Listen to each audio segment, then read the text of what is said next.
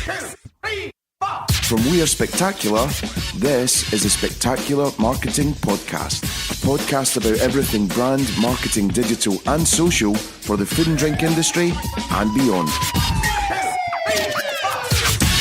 So this week's podcast is actually going to be in two parts. I had the great pleasure of sitting down with Robert Bean, who to me is the brand expert in the UK, Europe and beyond. I was lucky enough when I was at lastminute.com to have Robert as my brand consultant. And Robert really taught me what brand meant. I had it in my job title, but I really had no idea what a brand was all about.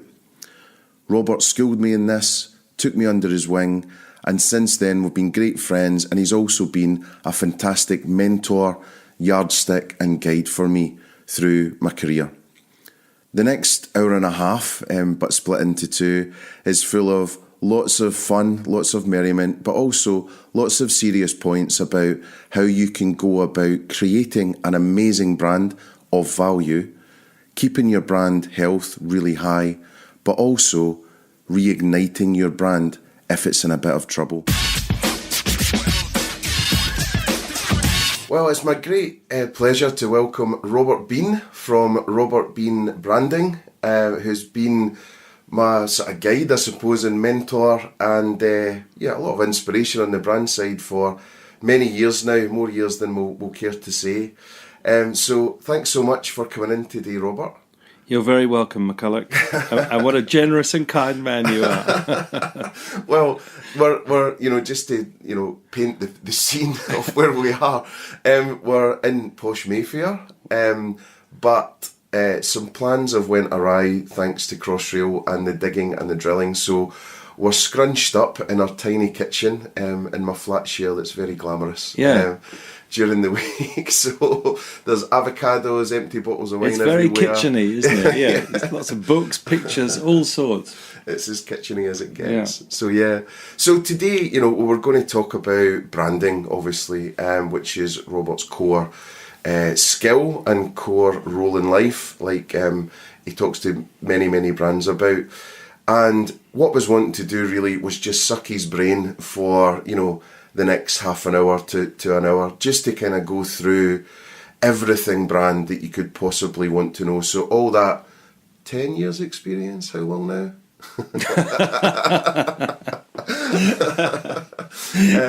10 plus 30, yeah. Which should really help all of you out there. And Robert's helped me on many brands, including Yo Sushi and many, many others through our clients. So really we're just going to kick off, Robert, because your story alone could take up 4 hours, but it'd be really, really interesting just to hear a bit of background in terms of how you ended up where you've ended up. Well, I think there's this great thing about, if you want to understand anything in life, look to the origin. And I've done a bit of that, trying to work out why this subject matter has been of such interest to me, because it's a kind of slightly peculiar thing to give over your life to, as in it's more than a job. And thinking right back, my mum was Italian and my dad was English, and I was born in Brazil. and when I came to this country as a schoolboy at boarding school, I was kind of an oddity. And couldn't help but stand out. I mean, good or bad, don't know, but just was an oddity. And equally, going back to Brazil, pasty-faced and English, I was an oddity there. And I think somehow in some deeper level, I started to embrace oddity or oddness or standing outness or difference or ultimately being your own person, being your own thing. Which I suppose, is really at the heart of all good brands, is that they are themselves, aren't they? They are distinct beings. Or they lose themselves. Or they lose themselves by forgetting to be distinct, forgetting their distinction. No. Or trying to fit in. Exactly. Yeah. And so I think, in a strange way, on a personal level, that's probably where it started. But in professional terms, I think where it really hit home for me was my time in the late 80s at WCRS. I had many years in the ad agency industry where I was running the BMW account then. And they certainly were past masters at the art, the skill, the discipline, the rigour of really good branding. I mean, and way beyond the communications. It was deeply embedded in the culture of the place. And I often say to people, I bet you could describe or draw the type of person that works there and the offices, and even in the 80s it was even more pronounced because they were selling something in the region of 50,000 cars worldwide then. I mean, I don't know what the number is now, but it's a hell of a lot more than that. And so some of that intensity of distinction, of their own unique distinction, has been dissipated, I think. And I also think that's ultimately manifests itself in some of the cars they're knocking out that, in my very humble opinion, have gone a bit bland. But anyway, they were real past masters at this stuff, and there are lots of stories of how diligent they were in that. And I think I became, up till that point, had been an absolute devotee, as everyone in the ad agency industry knows to be a fact, that the whole world revolves around ads. And I had swallowed that completely and was a devotee of that. But I started to realise, actually, there are people out there who make products that allow us to make good ads. And then you go behind the product and go, well, what kind of people is it? What kind of cultures are they that make these great products that allow us to make great ads? And so it goes on. And I think my interest was piqued by what sort of an organisation and what kind of people can it be that are behind something like this. And that's what made me really first start thinking about what ultimately became a realisation that brands are inside-out creatures. I mean, fast forward to that, and so there's been a journey since that point, which was late 80s. I actually started late 70s, so it took 10 years to work that one out. It's not bad going, because people will live that way their whole life and then think, I swallowed that and just kept with it. But perhaps so, And I mean, actually, of course, the real thing is the privilege to come up against a company like that fairly early on in your career, and see it close up, and be challenged by it. Who knows? Had I not met them, one wonders where it might all have gone. But since then, there's been this sort of fastidious grip on that subject, which is let's look inside. Or perhaps, if you like, to stretch the idiom, let's look under the bonnet. Ho, ho. Well, I think it's so important because, funnily enough, we're about to do some employee engagement stuff for a food and drink company, and that's one of my spiels, when I'm talking to everyone, is saying, it's not a badge, it's not a logo, it's not a clever ad, it's way, way more than that. And actually drawing parallels with a country's culture, what makes that country's culture so special? So the music, the language, the food, and then how do you translate that into the inside of the company? And I think more important than ever with, the B word, Brexit and all that, everyone's really thinking about how can I keep and retain the great people that I have? And, part of that is letting them in a bit to say, this is what we stand for, and this is why you get up in the morning. And, it's becoming a big challenge for everyone. And then, so the WCRS days. And then... Well, then I did a thing that I never thought I was capable of, which was jump the fence and went to be the client at not just a client, but at BT, at then the UK's biggest spender, because they were a client. It's a Shirley Bassey song. It was. I was seduced by that.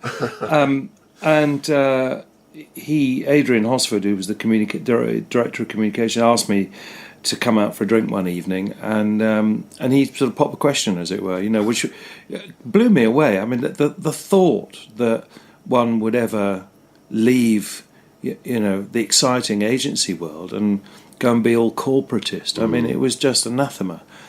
But of course, I sobered up in the morning and realised this was potentially the biggest opportunity ever put in front of me, because the job in question was grandly titled Worldwide Head of Advertising and Media Quality, and I have to make the gag that it could barely fit on the business card.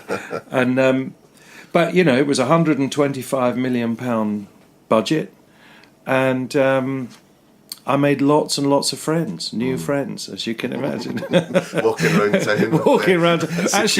Walking around town having lunch. That was the thing. And so that was amazing. I mean, I was there 4 years. They were going through major change. And again, it was major internal change because of regulatory change and all sorts of other external factors.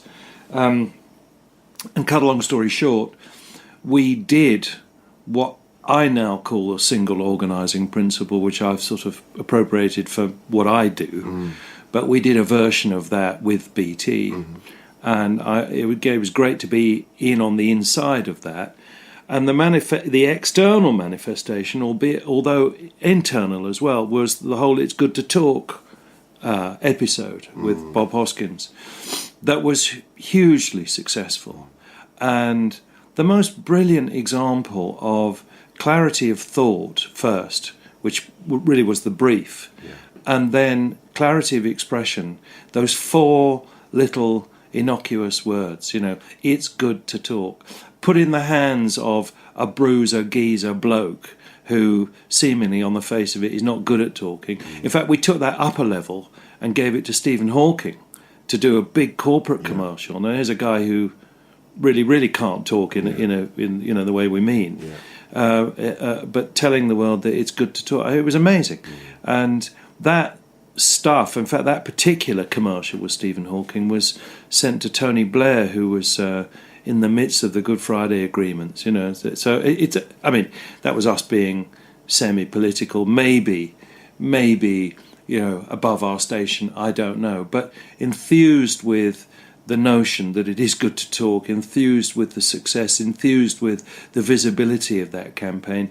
It seemed to be bigger than an ad line. And certainly internally, within BT, it was devastatingly powerful. People being retrained in communication skills. I mean, you can imagine, what a thing like an organising principle like that would do to a very large company, which was slimming down, by the way, and it was 250,000 people when I got there. And by the time I left, it was about 125, 130,000. Nothing to do with me, I hasten to add. You've got to pay for the ads someday. Exactly. If they wanted to keep it going, it was more heads, I'm afraid. But no, it made them £5 billion over 5 years. So not too shabby. No, not too shabby. But anyway, that was the next step, and so that was sort of 4 years of client life.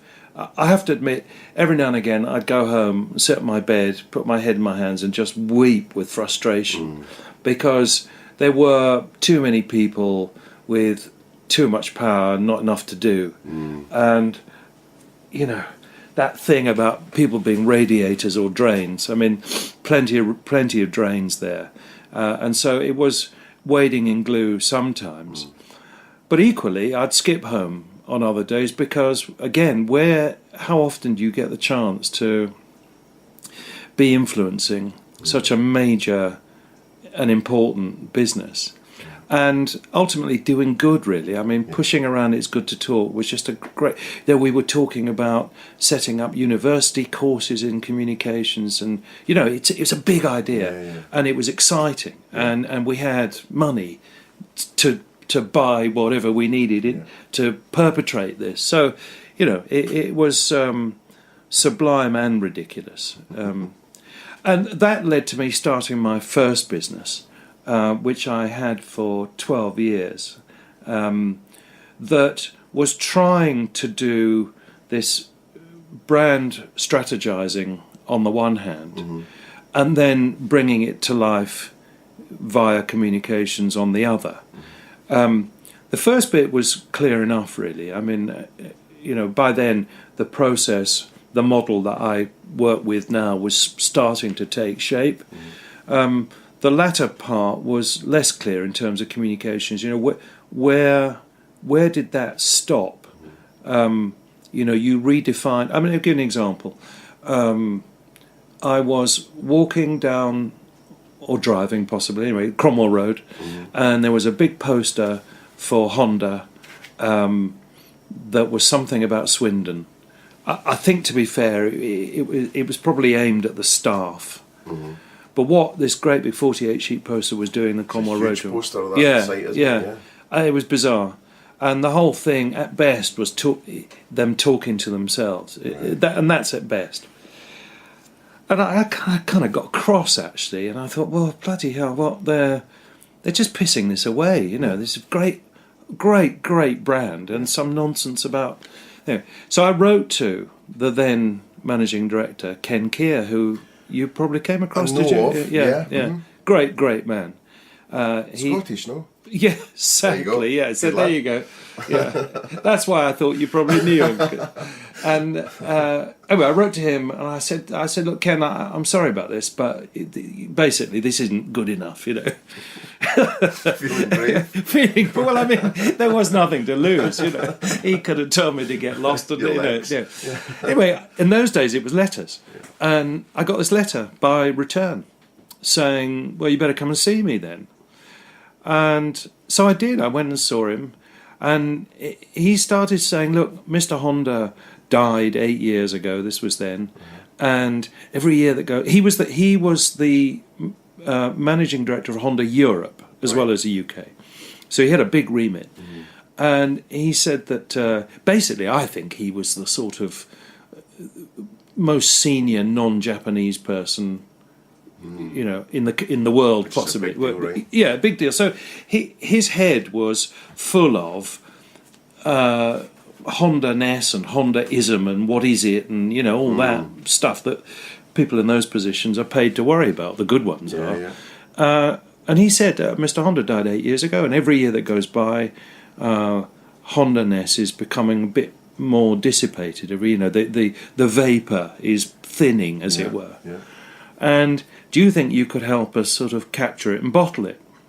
Well, I mean, can you imagine? You know, what a brief. Yeah. Yeah. But were you not worried that you'd do it justice? Or? I was youthful and you know, and even more full of myself than I am now. You know, no, to me it was just 100% excitement. It was like, well, hey, you know, does it get any better than this? You know, and off I went. Oh, and he said, oh, I'm going to introduce you to our head of special projects. And the alarm bells always go off when the special project person, you know, it's either someone on their way out or a complete lunatic that they can't put in a box. And of course... And which was it? Well, it was very much the latter, because his name was Simon Thompson, and I don't mind repeating publicly and broadcasting, Simon Thompson, who I've often said, in fact, I could go so far as to claim that this other little saying that I invented is because of him, which is about better to tame a wild horse than flog a dead one. And Simon is about as wild as they come. And by the way, I saw him 2 weeks ago, and I'll be seeing him in 3 or 4 weeks' time, so he's a mate. So all this is joshing. And he's written some nasty brackets nice things about me in the past. So so I was introduced to this wild horse who immediately said, right, forget everything you've been told.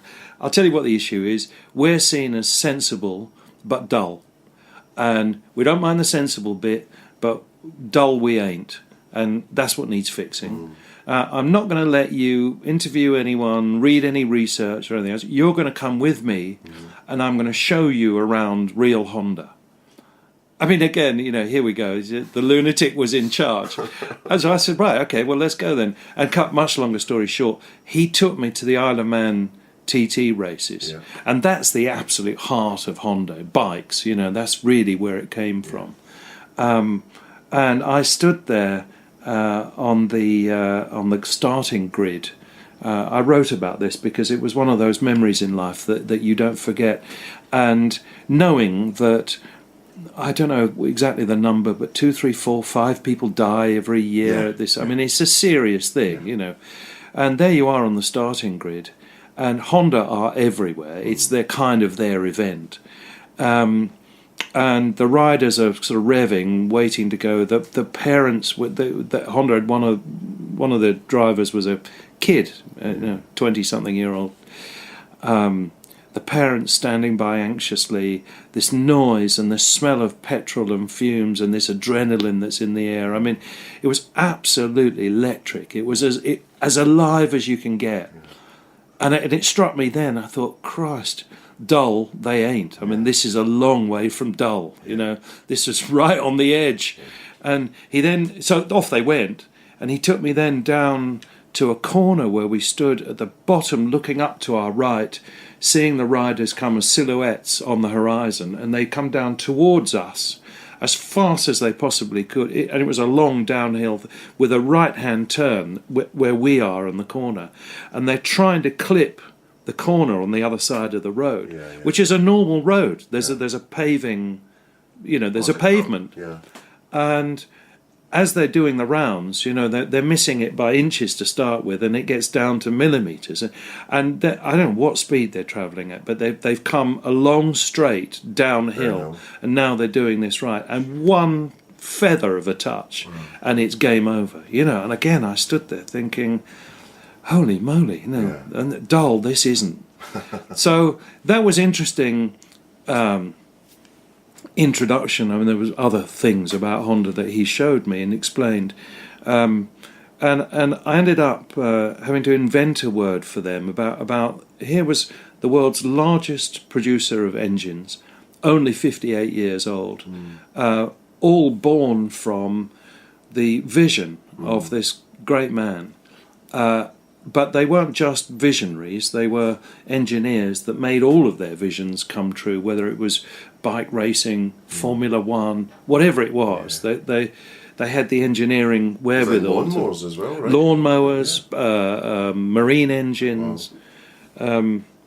So I invented this notion about them being visioneers, as in visionary, but with the engineering bit. And that went, Ken approved that, liked it, and it was sent to Japan for approval.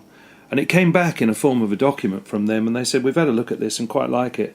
In fact, we've written this thing, and it goes like this, the power of dreams. And what do you think? And I said, well, I think I might have said powered by dreams would have been, more to the point and perhaps better English. Well, they said, we like the power of dreams. And I said, well, it's your brand, it's not mine. So the power of dreams it became. And that was then given to, I think there was a pitch, actually, Wieden and Kennedy got hold of it and made those fantastic ads, a whole stream of those brilliant ads that brought that to life. The cog. Yeah, exactly. The cog was one of them. There were loads. Brilliant. But anyway, the point of this was that moment when they handed it over to Wieden and Kennedy, I realised that we had overcooked the brand consultancy strategic side of my agency and undercooked the communications and deliverable bit, because we weren't even considered for that, for the latter part. And I think that was the day when I thought, actually, clients just don't buy it like this. They might buy one bit or not, but aside from which, it doesn't flow anyway. That when you do a brand redo, the first thing you do is think about running ads. I mean, that was an old habit that took a long time for me to shake off. I can understand how you might want to go from brand redo to an expression of it, as in The Ultimate Driving Machine or It's Good to Talk or The Power of Dreams, which run the risk of sounding like ad slogans. To my mind, they happen to be used on the ads. But actually, they were as much internally directed, as standards and organising principles as they were ever external ones. So I can understand how someone might want to buy it up till that point. But past that, it's more tricky. So I sold it and got out. And in March 2006, having served my selling out, as it were, time, relaunched. I came out, really. I came out to do what I always wanted to do, which is this. Yeah. And here we are, 12 years later, 40 years in, feeling very at home with this has been my destiny and purpose.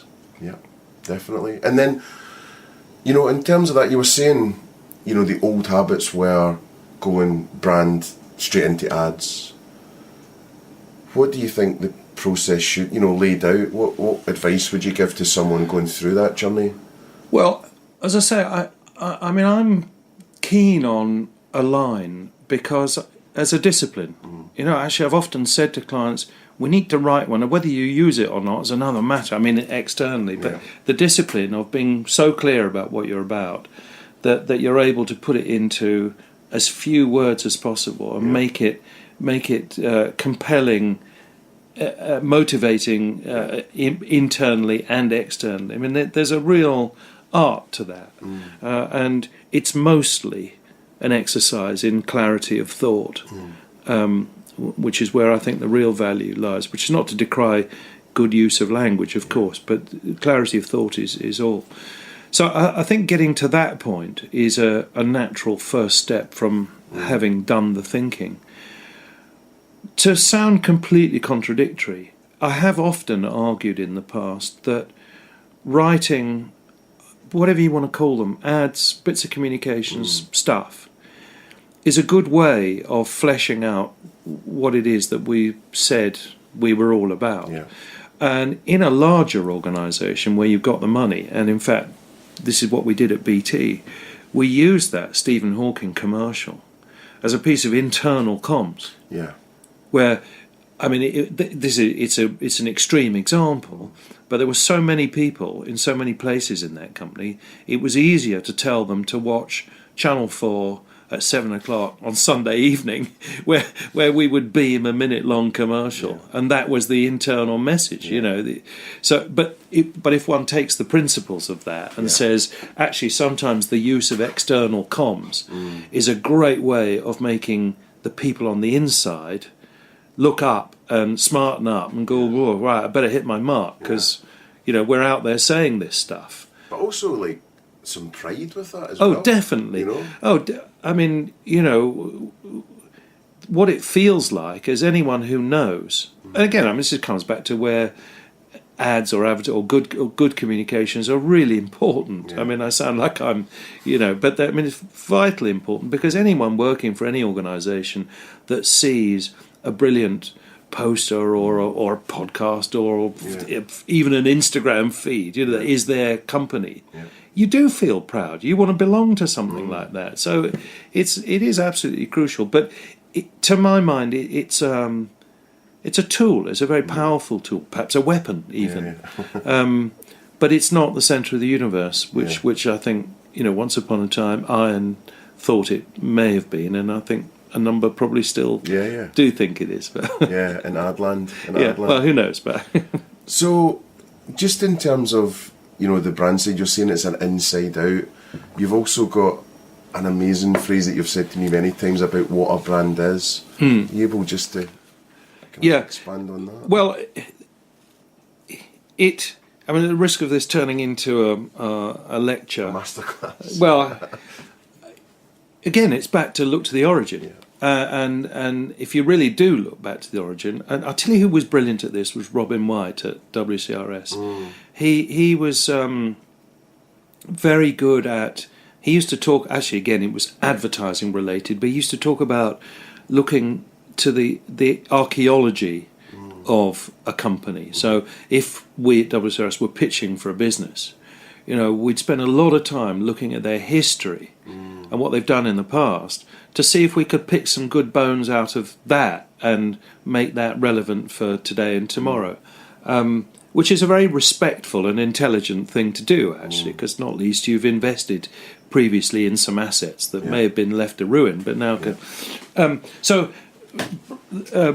He used to call it advertising archaeology. I like the notion of brand archaeology, same difference. But if you really look to the origin, it comes from an old Norse word, which I know you're nearly fluent in Old Norse, aren't you? which is brandra, Brandr, and it means burnt, which is quite interesting. And in Nordic languages, and I believe in German too, I ought to know this, brand means fire, or it's to do with burn. Yeah. And very interesting, you realise actually that people like me and lots of others have corrupted the true meaning of the word, because that burnt clearly was in reference to branding cattle and other such like. And that's perhaps where the confusion arises about brand being logo-centric. Yeah. Or a colour, or whatever. Exactly. Yeah. And you can understand it. Yeah. And I mean, in a sense, in a straight line piece of logic, those people are correct. But of course, they're not really, because it's all evolved. Yeah. And you can't make money just off that. Well, I don't know. Some people seem to do all right, But it's kind of missing. I mean, to my mind, design like that, corporate identity, is the equivalent of writing an end-line. Yeah. That it's the ultimate visual manifestation of clarity of thought and purpose, and that's what makes it exciting and valuable. But it's the cart, not the horse. Yeah.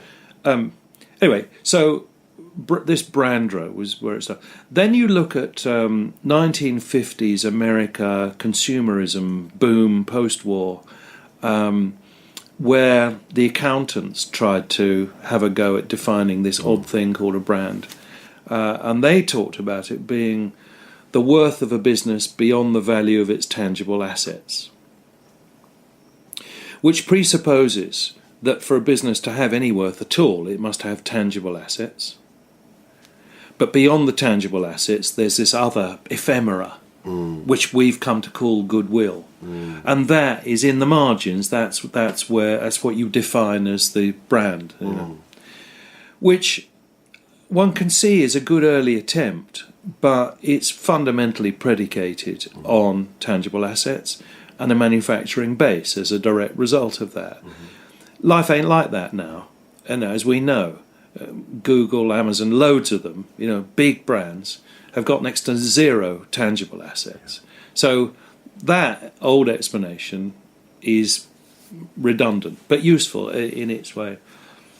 If you come to the other end of the spectrum, the ad boys, I have heard it, in fact I was there when it was being said, would define a brand as product plus personality equals brand. Well,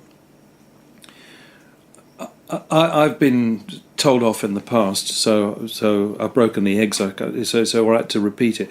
I've been told off in the past for saying that product plus personality equals brand is not just shallow, in my opinion, but deeply shallow. And perhaps, the sort of thing that ad people would want to say, because their jobs are to add personality, or so they think, to a product, perhaps a service. So you've got that other explanation, which I don't think is particularly helpful. But then there's a very good one, and I wish it was mine. But I say it often, and I've perhaps in time I thought it was. Yeah, well, anyway, there's another one of mine, which is promises delivered, which I really, really love, actually. And the older I get, the more I'm reaching for it, because it helps you make, particularly in a service business, it helps you make a distinction between what's the promise we're going to make out there, and then what's the delivery that we need to deliver. And the two things aren't necessarily the same. Now, that might sound a bit strange. They absolutely have to fit and marry. I mean, you can't possibly think of doing other. Yeah. But it might be possible to sell them the sizzle, and then when they arrive, deliver absolute brilliant delivery, if you get what I'm saying. And this promises delivered is such a simple two words way of thinking about what a brand is. And the way it works through, I think, is that if you extend a promise and then and by the way, a promise, it can be very subtle. I mean we're talking about often semiotics. What do the staff look like is a promise. Yeah. And if they're all over the place, well, it's a diffused odd promise, not a clear promise. But and I was out last night eating somewhere, and the staff were very distinct. Not an accident that they all look and feel like. I mean, I don't mean they had the same uniform. They didn't. They'd been deliberately hired to be a type. Yeah. Well, that is making a very distinct promise. Yeah. If when you arrive, during service, you're treated in a way that is different from what that promise is, you have a dissonance. Yeah. So this is quite subtle stuff, the difference between the promise and the delivery. Yeah. Yeah. And sometimes it can be more overt, that the promise can be, great beer, the best beer in town, or the best pizza in town, whatever it might be, selling the sizzle. And the delivery is something commensurate with that. So quite distinct things. Yeah.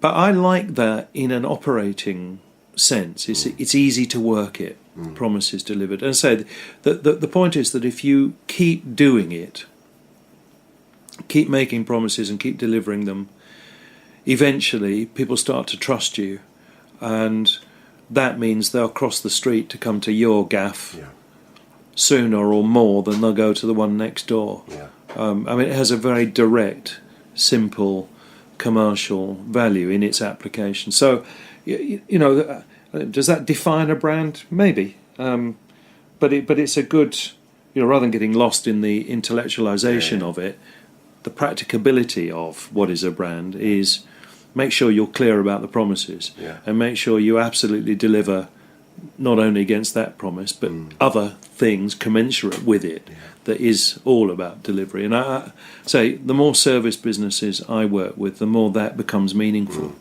I mean, I think, not doing us out of a job or anything, but I think like with the brand side of things, if you've got that nailed and you can do that at scale and you can deliver on that promise that you're talking about, people don't realise that then they'll actually save on marketing, having to market the crap out of the thing to get people to come along. It's a very good point and very well put. And in fact, an example that springs to mind, my friends at Dishoom, my God, who are fantastic at this.